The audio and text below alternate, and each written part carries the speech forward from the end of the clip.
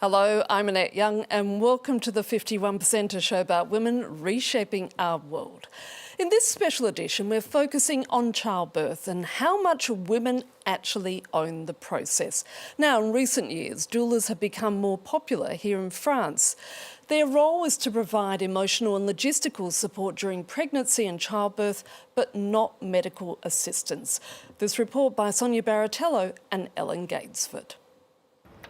42-year-old Nazha has been a doula for 5 years. This morning, she has a meeting with Cindy, who is 8 months pregnant. Comment vas-tu? Ça va et toi? Très bien, merci. Bonjour Julien, comment ça va? So you've had some contractions this weekend? Contractions là ce week-end? I can feel it starting, but not straight away. During this session, they will be singing to the baby to help create a bond via sound.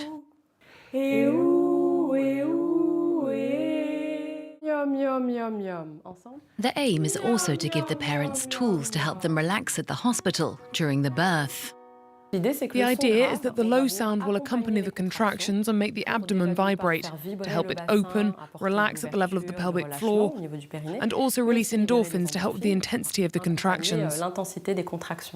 I think that having access to a doula is important because it adds something more than just a medical perspective.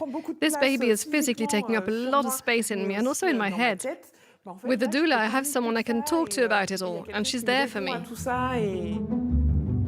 The doula's role is to provide reassurance during the pregnancy, not to offer medical assistance.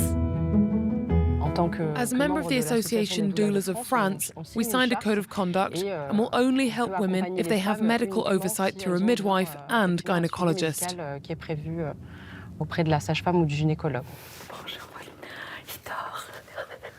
The role of the doula doesn't stop at birth. Pauline, who's already a mother to 2 daughters, gave birth to a little boy 6 months ago. The doula offers logistical and moral support.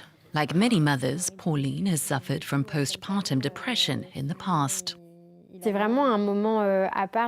a moment to yourself, a pause, having someone to listen, to help, some support, and it's not just talking about physical health, but also well-being.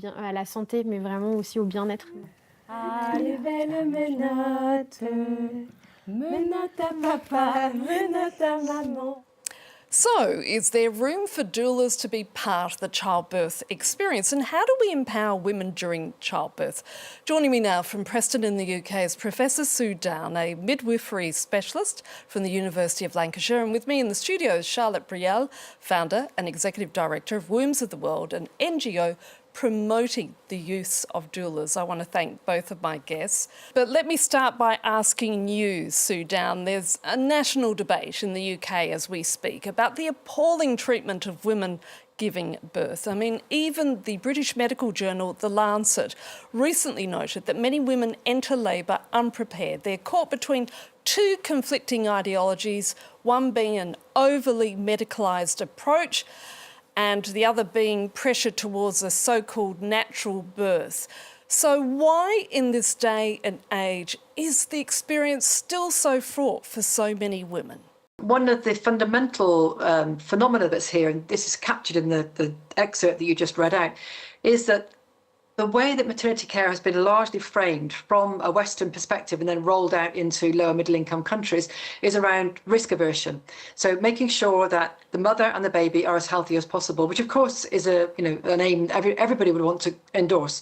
But unfortunately, in engaging with that agenda, to the exclusion of the other side of the equation, which is the psychological and the emotional well-being of mother and baby, which actually has repercussions both physically and in the long term, and in fact transgenerational. And so I think one of the questions here is how we turn from a kind of either-or perspective, so either the baby or the mother, either the midwife or the doctor, either caesareans or natural birth or whatever you want to call it, into a both-and perspective where we incorporate both of those things in a kind of seamless way across the maternity journey for all mothers and babies everywhere. Charlotte, we saw in that report that doulas effectively become an advocate for expectant mothers. But it's not just happening in wealthy countries, is it? It's also occurring in poorer nations as well. Absolutely. Well, birth companionship has been happening since the dawn of humanity. Women have been supporting other women throughout the process of childbirth and postpartum. And now what we're seeing, because birth has been so medicalized, we're seeing women stepping into the role of doulas, of midwives, so that they can be that birth companion all over the world. Where does the name come from? The word doula is originally a Greek word that means woman's servant or of service of women. So there's certainly a pushback from the medical profession who claim focus on a so-called natural birth is failing to prepare students for today's reality, that women giving birth are now older, heavier and sicker than ever before. You know, for instance, according to London Times, more than a quarter of pregnant women in the UK are now obese, and the average age of a first-time mother is almost 31, compared with 26 back in 1974. So do they have a legitimate argument? Well, first of all, I would say that some of the pushback is coming from groups other than doctors. So some of the pushback is also coming from families who have been harmed. And in fact, many obstetricians are concerned about the situation that we now find ourselves in. But then I would also say, I actually did look at this because this is constantly said, is constantly stated as a rationale that women are getting sicker. Basically, they're sicker, they're older, they're fatter, they're thinner, they're taller, they're shorter, the babies are bigger or smaller. You know, it's kind of the woman's fault, if you like, that we're in the situation we're in. So I did look at that data, and I was quite intrigued that the Times went back to 1970, which after all is how long, you know, a generation plus ago.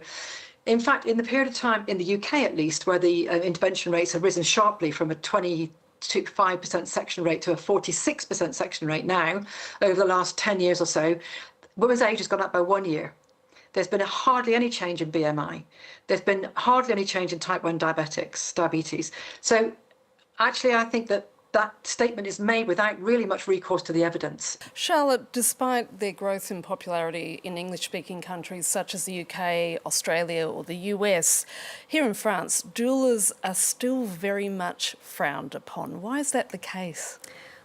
Well, I don't think it's necessarily so much frowned upon as they just don't exist and they're not known about. And I think that there's this idea that the doula is not going to be adding value to the birth room or getting in the way of the medical providers without the understanding that we're really part of the team and we're there to support the mom and ideally make everybody's day easier. And so I just think that there's a big misunderstanding because of certain, like, you know, the one story that was publicized that didn't paint doulas in a good light, and that's the story that stuck. And France will get there. France will get there. I believe in France. How do you educate the medical profession as such, though? I think it's through women advocating for themselves and wanting to have that extra support in the birth room. That's how doulas started. It's by wanting to have that extra companionship, wanting someone there to really support them in their personal experience and not just the medical experience of giving birth. Now, this is a question for both of you, and I'm going to start with Sue. When doulas are allowed into hospitals, how does the dynamic work between the doula, the midwife, and doctors of the medical team? I think there has been some pushback from midwives because I think midwives feel themselves increasingly they feel that they're increasingly marginalised from the part of their job they love, which is that social support kind of aspect. We also love the clinical aspect as well, obviously, but there is a concern amongst midwives that they're being pushed into just doing the clinical bits if there's a doula in the room. But obviously that doesn't have to be the case. Mm-hmm. And I think if in a system where people are working well together, then that kind of social, personal support can be delivered by all parties, because the central person is the woman, and that should always be the priority, not inter-group fighting. Charlotte, your thoughts? I love midwives, and I love working with midwives, and I love pampering midwives throughout a birth as well, because they are so deserving of that. They are working so hard. And what I'm seeing so much in what Sue was just addressing is that midwives are feeling pushed out. And they're feeling fear that they're going to be replaced by doulas, when that's not at all what us doulas want. I love midwives. We need millions and millions of more midwives in the world, but there's absolutely space for all of us to take care of the birthing person as a team. There's been multiple news reports about the so-called Free Birth Society, which has been formed by a former doula in the US, reportedly resulted in the deaths of babies. Free birth means giving birth without any form or any sort of medical support. Is this a case of the natural birthing movement going a step too far? I think that the free birth movement was born because there was a huge gap, or there were so many women that feared going to the hospital. And then that fear multiplied into this movement. That's not what doulas or midwives are advocating for. Like, I want women to be abundantly supported. This article that came out in The Guardian, I think it was important to shine light on issues that were happening, but I also fear the repercussions of that article negatively impacting midwife-supported home births. So how do we empower women during childbirth, and how do you get the medical profession on board, Sue? Well, again, I'm going to defend my obstetric colleagues because actually we are working with a number of obstetricians who are, as I say, very concerned about what's happening, very keen to change what's happening. You really see that, and actually also neonatologists. In fact, I was talking to one today who's really concerned about the impact on the babies, particularly of the very high rates of cesarean sections that we're seeing. I think there really is an open door here for people to start working together to begin to change the conversation in a way that's beneficial, where we put women and babies and birthing people absolutely at the centre, and then we build the services out from what matters to them, rather than saying we have these services that don't work, let's tinker on the edges. That isn't going to cut it. We need to do something quite radical, really. Charlotte, how do you get the medical profession on board, and how do you empower women so that they are comfortable and fulfilled while giving birth? Yeah, I'll start with the second question of how to empower women. I think that for me as a doula, I just love getting my client excited about the idea of giving birth. There's so much fear that surrounds birth, and fear counteracts with oxytocin, which is the hormone that we need to have a physiological labor. And so if we can minimize fear and we can give them all these tools to know that they can have a spiritual experience, they can feel stronger and cooler and just more powerful than they've ever felt before, and they can share love with their partner in a way that they've never had before, and they're meeting this little creature that they're going to love more than anything. Like, getting them excited in that way helps them step into the birth space with just so much more calmness and confidence and a better relationship with their provider, because doulas can also coach parents on how to ask the right questions to their provider and prepare for a birth and know what their options are. And then I think that ripple effect of women coming in knowing that they want to have, whether it's a spiritual moment or just like something as simple as dimming the lights, like something as simple as just making sure that that environment stays something that feels safe, where that oxytocin can flow, where that love hormone can flow, it's just going to make everybody's day so much better, because I have so much I'm so grateful for the medical professionals, and they're working so hard, and they're scared too. They have so much liability, so much paperwork. So I feel like the role of a doula in that space as well can lighten their load. It's just about bringing companionship back to birth. I'm afraid we're going to have to leave it there. Thank you so much, Charlotte Brielle, and also thank you to you, Soo Downe. And that's it for this edition. So until our next show, bye for now.